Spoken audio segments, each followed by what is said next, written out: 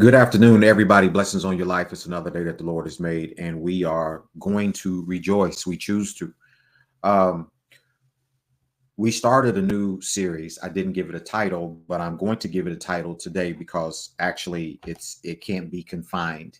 And so to think of a title to give it that would do it justice for the breadth of what this series is about, I'm being challenged with that. So my interim title is going to be exactly what the message was titled on last week, which is building with the residue of Babylon, building with the residue of Babylon. And we're going to have some subtopics that are underneath that. We are the objective here of the reason why this series is, and I'm reiterating possibly something that I've already stated before. The purpose or objective here is to give us more of a soundness of mind and direction of this critical year 2024, and the fact that it is an election year, and elections always mean a lot to our existential wellness. And so what I want to do is I want to present some information that I feel is germane to where we are and where we're going, but also how we got here. So this is what this is about. When we talk about an election year is more than just electing a president for the next 4 years or possibly 8 years. It's also about what you believe in. It's your convictions. Your faith is tied up into it. Your political views is tied up into it. It's the way that you have been cultivated that's tied up into it. It's your perspective on life, how you see things, and how you want to be heard. All those things are a part of it. Um, we look at now, we have these different movements, which are, the Me Too movement, the LGBTQ, um, Black and brown people. It's just a lot of notable things that have been put before us, but have been polarized. And they're saying now that I want my place, my position, my spot. I want to be heard. And so when you look at all this, a lot of it falls underneath the power and the structure of governmental systems, such as who's going to be the next president, whether the president is a liberal or a conservative, Democrat, Republican. So you have to take all these things in consideration, and then use that to make a sound decision on which way you're going to vote. And so I'm going to present, my objective is to present some information that perhaps you have not considered before we get to the polls, which is going to make a big difference in the way we live our lives abroad. I mean, at broad. That's under the big picture, how we live. Because right now, some people are happy and other people are not so much. And there's reasons for that, and we need to understand why is there a school of thought one way and possibly another school of thought another way. And I'm just going to give out a few things. Again, this is truncated, but we'll do the best that we can. So today I want to bring your attention to, I want to go back to something that we read some time ago, or not some time ago. It's been a week. Has it been a week? I don't know if it's been a week, but I want to bring your attention to something here. Bring your attention to something here. So in the book of Ezra, and I apologize for not having all that out before. My schedule is tight, so I do this not as a rush job, but I do it because I'm committed and I love people and I want to see people do well. But I mix my life with this, so life happens, right? So in the book of Ezra, chapter number 3, Ezra chapter number 3, it says this. It says, but many of the priests and Levites and chief of the fathers, who were ancient men. Now, that word ancient there can be nuanced, but we won't get into that. That had seen the first house when the foundation, I want you to underscore the word foundation because that is a critical point to where we are going on today. When the foundation of the house was laid, before their eyes wept with a loud voice, and many shouted aloud for joy. And many shouted aloud for joy. Now, it says here that when they had seen the first house, when the foundation was laid, the foundation here in the book of Ezra, we have not gotten to the conclusion or the finished work of the new house or the new temple for God. At this point, they had started the process, the building process, and they had laid the foundation. Here we have a laying of the foundation, which is really, really critical. And you have two groups of people, two schools of thoughts. You have the millennials and you have the Gen Zs, if you will, or the baby boomers and the millennials, whatever. You have different perspectives, right? And on one perspective, they saw it and they wept. Another perspective, they saw it and they rejoiced. They were glad. They gave praise unto the foundation. Now, the foundation here is something that I want to deal with a little bit today because a foundation is very important to you, to me, and to what I'm trying to communicate to you. And in fact, it's so important that when I was Googling, I wanted to know what Google thought about a foundation. And I had to really drill down deep in order to get a definition of the type of foundation that I was looking for, because it kept coming back or returning to me foundations that was aesthetically beautiful, a foundation that was surface, a foundation that was on the outside, a foundation that was that dealt with an appearance. I wasn't looking for those types of foundations, but it would not bring forward to me in its search engine. It would not look beyond aesthetics, and that became very problematic. But it was germane to the conversation that we need to have today, is because where we are as a people, many of us, we don't look at the foundation that I was looking for was something that something else could rest upon, and they could rest upon it with a surety that would support it in such a way that it would never be moved. It would never be shook. And that was the foundation that I was concerned about. But even Google now, because as the world has evolved, this has become the heart now of the people. And so the heart now is even in these search engines. And they're not looking at a foundation that is solid anymore. They're only looking at what appeals to people. I'm already going somewhere. And so this is in Ezra chapter 3, verse number 12. And I'm just laying a little bit more foundation from last week. And now let's go back to the book of Haggai. In the book of Haggai, chapter number 2 and verse number 2. Again, I'm giving you a very truncated portion of my heart or the story where we really need to get to. In verse number 2, it says, "Speak now to Zerubbabel, the son of Shealtiel, governor of Judah, and to Joshua, the son of Jehozadak, the high priest, and to the residue of the people, saying, who is left among you that saw this house?" Now, notice we go from a foundation to a house. And I want to make the distinction between the two on today. Who is left among you that saw this house in her first glory? And how do you see it now? Is it not in your eyes in comparison as it as nothing?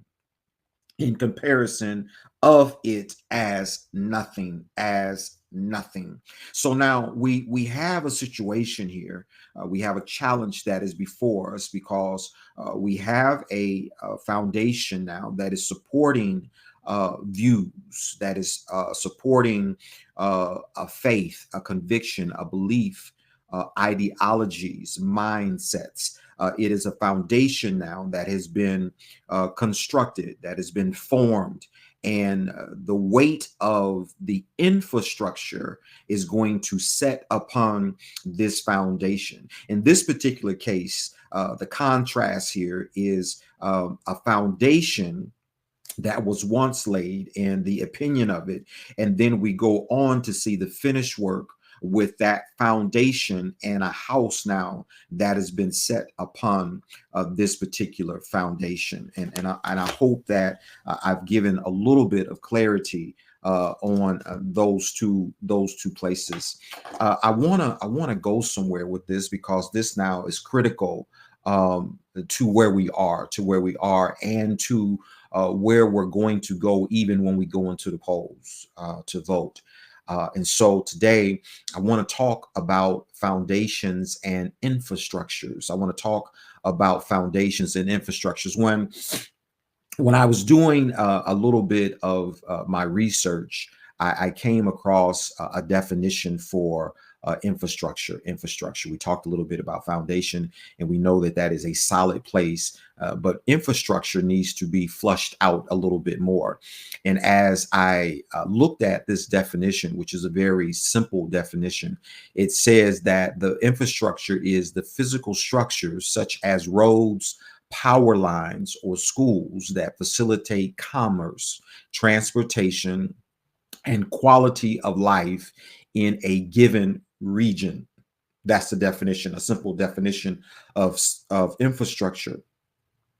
And so, what that is saying now is that the foundation is there to facilitate, in other words, physical structures, systems and structures. I want to add system to it, such as roads, power lines. Now, these are some literal things that we need in order to be sustainable, that we need in order to keep us relevant, right? Or schools that facilitate uh, commerce, transportation, and quality of life in a given region.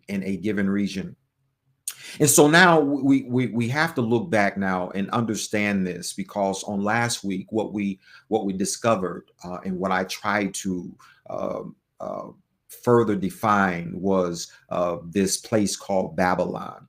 And Babylon now, in context of where I am trying to take our understanding, is a place that had views that were opposing to God.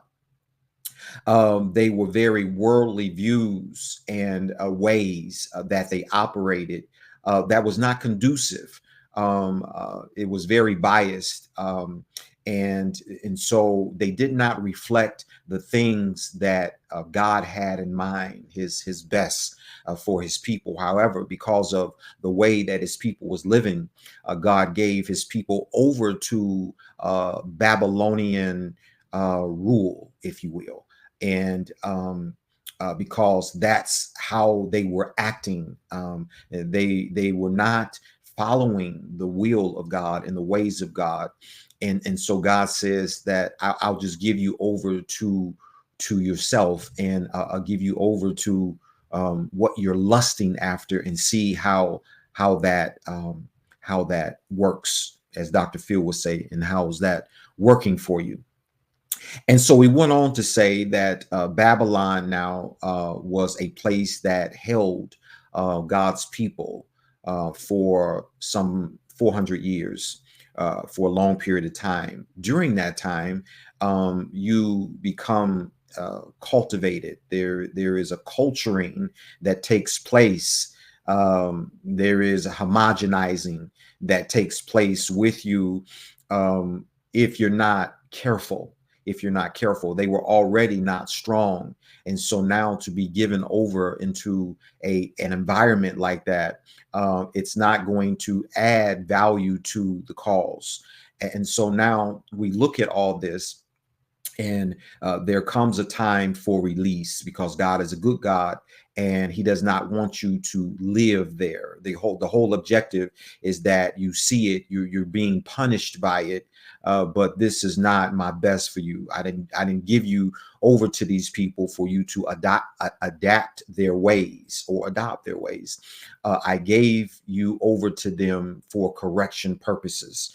And so they are released at this point, but even in their release, what they grow to notice is that I'm released from Babylon, but there is the residue of Babylon that is in my spirit, that is in my system, that is in my soul. I can't forget about Babylon and my time, my experience that I had there. Now, the concern it gets even deeper and even more taxing or creepy, uh, as it were, because you have to understand that the book of Ezra also deals with how the new house after captivity, how the new house is going to be constructed, and who's going to be doing the construction of it.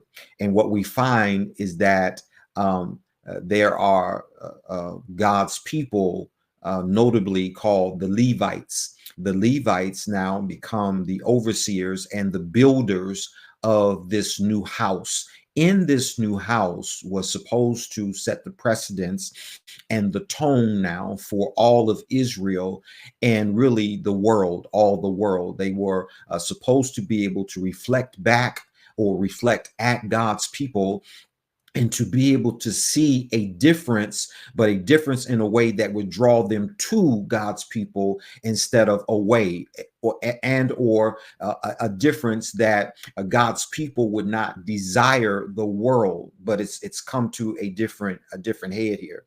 And so when we look at this, we see the Levites, and the Levites, as I mentioned on last week, to me, they are a type or a shadow. They represent now what we would call the church and or denominations. So we have this foundation. This is the foundation, but the foundation now has been tainted by the residue of Babylon. It's even in the church. So now the world now has touched the church in such a way that it is influencing the foundation. I hope that you are hearing what I am saying. And so when we look now at how this has a modern day feel to it, what we can what we can juxtapose it to, what we can compare it to is maybe the Catholic Church, being that the Catholic Church probably has more influence than any other Christian denomination. We can compare it to the evangelicals, and let me just use those two as a short portion here to describe what has gone on. And you have to understand the history in order to understand the future, and why you act the way you do, and you're going to vote the way that you're going to vote. And so a couple things that I want to raise concern about, and perhaps even I take issue with, is one of the things that the Pope, which represents the Catholic Church, what he has done, or the popes have done within the last two popes or so that we've had. They have become very liberal. Now, when I say that, because I've got people that I love on both sides, and I'm still going to tell my truth. You can call it whatever you want to, but I'm going to refer back to the Word of God. Now, there are some things that they are embracing as a whole. the Catholics, the cardinals, the popes, the bishops, and all that, that they are embracing a direction that they are going in, and that direction has great influence on the foundation of the body of Christ. And so a lot of us are looking at the Pope and stuff for a direction. Um, and the things that they implement, right? That they believe in. It's so much history with that whole Catholicism thing that I just don't have time to deal with it. Another group is the evangelicals. I raised the point with the evangelicals because Donald Trump had a time, and he may still have this time, where he ushered in an atmosphere that it's anything goes and I can do whatever I want to do. I'm above the law.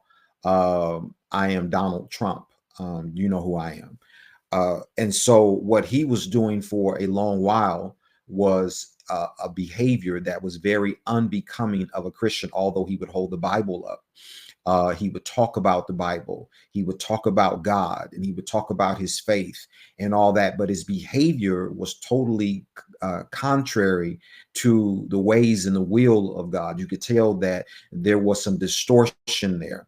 The issue that I have is that the evangelicals, which was the sect now, the denomination that had the influence in the pool in Donald Trump's life to correct him. Now, I wasn't there, but based upon his behavior and based upon what I heard from the evangelical group, they did not say the right things. There was counsel that should have been given to Donald Trump as it relates to his behavior, but the counsel never took place. In my opinion. Now, I don't know if he didn't heed the counsel, but I have people in front of my mind right now that I heard them in interviews, and they just endorsed Donald Trump, endorsed him, but they never talked about things that needed to be corrected. I believe this is the reason why Donald Trump is not the president even today, is because he thought that he was invincible. Again, God will give you over to who you are, to what you believe in and what you stand on. And so although the evangelicals were believers, and a lot of them are, they are very sound in their doctrine, but when it came to this political side, they lost footing for some reason. I don't know.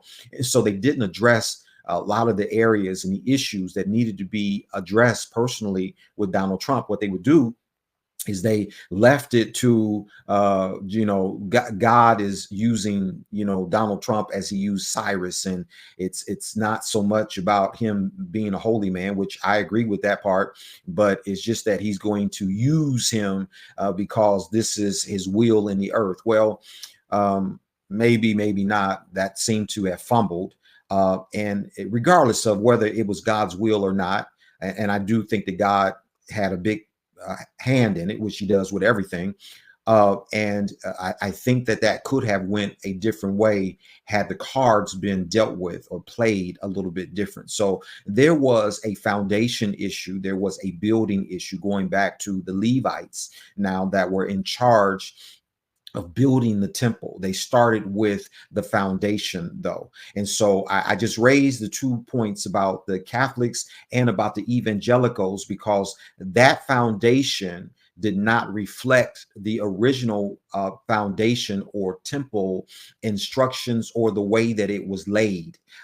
It was not that same process. And so now we have a new church that is to influence the world, especially, I mean, and moreover, or absolutely the church now, but it's also to influence the world, but it's diluted.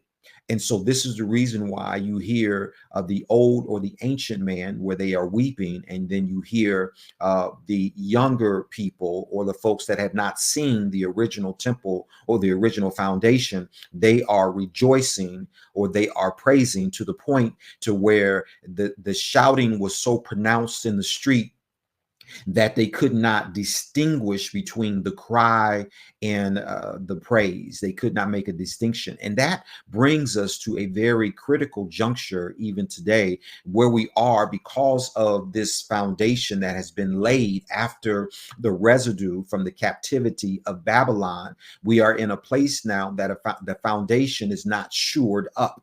And so, hence, brings me to our background on today. We have a place on my right where it's dealing with the where we're trying to get to. We're building and we're trying to move forward. The issue or the concern now comes from on my left. On one hand, the top picture shows a foundation that is concrete, or it's how you put in a footer, right? So it's the right type of materials, composites, that they have to be blended together in order to support where we're going to go forever.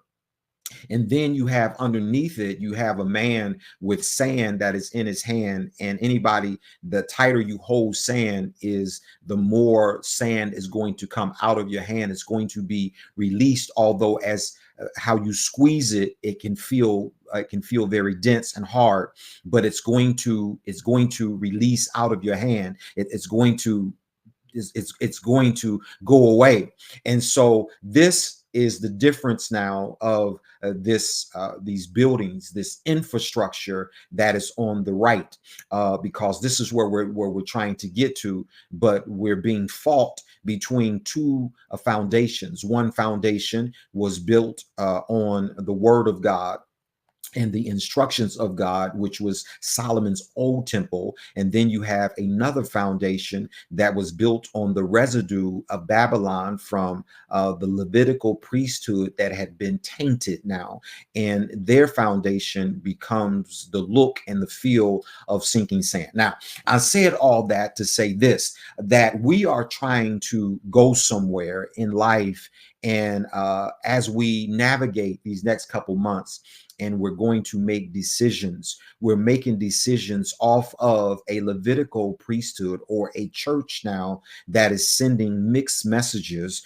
Their message is blended in with the message of the world. And so some people that know the ways of God, they are in tears and they are weeping.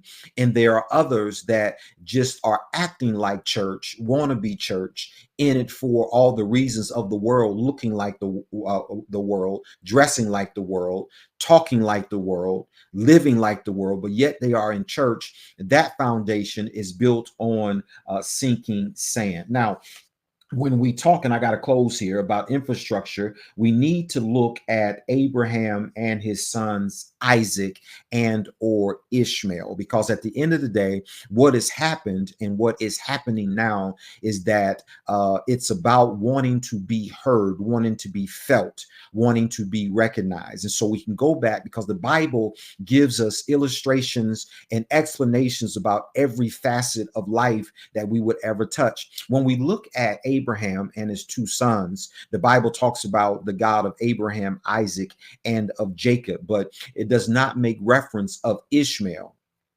And Ishmael now is one that is on the outside, and he's fighting for what we have now called inclusion. Inclusion. If you look at what's going on in the Middle East right now, it is a war, but it's really a spiritual war. But the war really goes back to inclusion, because Ishmael felt like he was ostracized. It is, and I don't have time to get into all this, but when one son is left out, because God makes reference that I am the God of Abraham, Isaac, and of Jacob. The reason why he is saying that is because through Abraham and through Isaac, his covenant was established through Abraham, and his promise was established through Isaac. His will now goes through Isaac. And I know that does not seem fair, and I don't have time to get into it, but what it does as we walk through life is it presents a tension.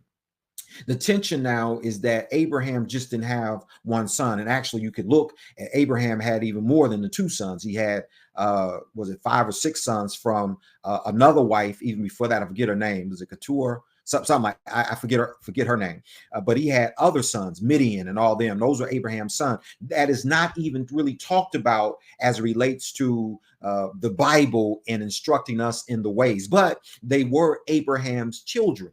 Okay, so back to Ishmael and Isaac. It's a thing of inclusion because the issue is that Ishmael wants to be recognized. Ishmael wants to be heard. And so when you see this, Ishmael is going in one direction, which represents the Muslims. Isaac is going in another direction, which represents the Jews or the Christians. But you see all of them coming out of Abraham. And so you have to say to yourself, what do I do? Hence is the reason now why we have so much tension with religion and so much tension in the earth with people, the LGBTQs and the ABCs, whatever you want to call it, tension with women. Their voices have not been heard. They have not been recognized to the place that they should be. African-American people, Black people, and even brown people have been pushed to the margins and not understood. And this, that, and the other, and the list goes on and on and on with so many different types of things that represent now a picture, a shadow of a biblical experience, a biblical truth now that we can reach back in and gain some insight. It looks as if Caucasians people, they may represent that of Isaac or of the promise based upon the easiness to navigate life and them not being opposed and being privileged and all that. So they don't understand the struggle now of perhaps an Ishmael. Although God blessed Ishmael and Isaac, the blessing now carried a different type of weight. And so when we look at that, we can look at Asians and we can look at people from India and we can look at people, all different other nationalities, and we can juxtapose them to Caucasian people or white people, and you can still put things in the balance and say, well, it still seems as if, they have the reins in their hand, white folks, and they can kind of navigate the way that they want to. And when they do it, it's easier. However, you could also raise the argument and say, yeah, well, it is easier, but Asian people, they don't have it so bad either. The way that the laws have been set up and this, that, and the other, and in the way that they have conducted themselves and done business and stuff like that, it seems to have worked out for them. Now, other brown sects could say, well, it didn't work out so well for me, and even drill down to Black people, which I feel they get the short end of the stick all the way around. Some of it because of them and some of it because of systems and structures. At the end of the day, and I got to close, it's about infrastructure, because the infrastructure now is what we are going to stand on and what we're going to populate our spaces with. In our definition, it says that the infrastructure was physical structures such as roads, power lines, or schools that facilitate commerce, transportation, and quality of life in a given region. So now what we have to do is say the infrastructures. That means that my voice, of my liberalness, if that's a word, my thoughts, my convictions, everything that is about me, I want it to be heard. I want it to be polarized. I want it to feel this space now. And as it feels this space, what you're also saying is I'm trying to push out the renowned voices, or I'm trying to bring equality to the renowned voices, or the voices of old, the voices that have been established, the voices that have already been there, because those voices have not been so good to me. So I'm taking all this and I've said a lot, but I ain't touched the iceberg. But I'm saying all this to help us to understand the title of this message, which is Foundation and Infrastructures, and how it can take us down the road to making certain decisions because of where we come from, because of our color, because of what we've been taught, how we've been raised. All those things, they play a part. As the consideration, how we've been churched, what the church did or did not do. that becomes very critical. And so you put all that together, and now the house or the building, which is in my backdrop on the right, it's a building which we're trying to elevate, we're trying to move forward. But what is that building really now going to look like, and how is it going to be supported, and is God undergirding it? Is he behind it? You have to look at all those things as you move forward in 2024 up to the election year, and consider it all, put it all in the balance. I hope that I've given you a little something on today that will help you to see kind of a different picture of where we've been and where we are and where we are going, and maybe for you to reconsider or to drive it even harder the direction that you were already going in. I am Dr. Donnie Eatman. I am the face of Face to Face Ministries. I want you to be blessed. I want you to go in God's strength, God's might, God's ways, but most of all, God's grace. I want you to share this message, to like it. I want you to follow. Facebook now has changed its requirements. And so they're making it more difficult for you to go live. You have to have so many followers to go live, and some other things that they're putting in. And it's all about, if you ain't making their money, then they don't have no time for you. This is good content, it's good information. However, it's not appealing, so to speak, for the masses. And so that's a challenge that I have, and I'm going to have to deal with that and figure out which way to go and how to treat it. I want you to be blessed until we meet the next time. Shalom.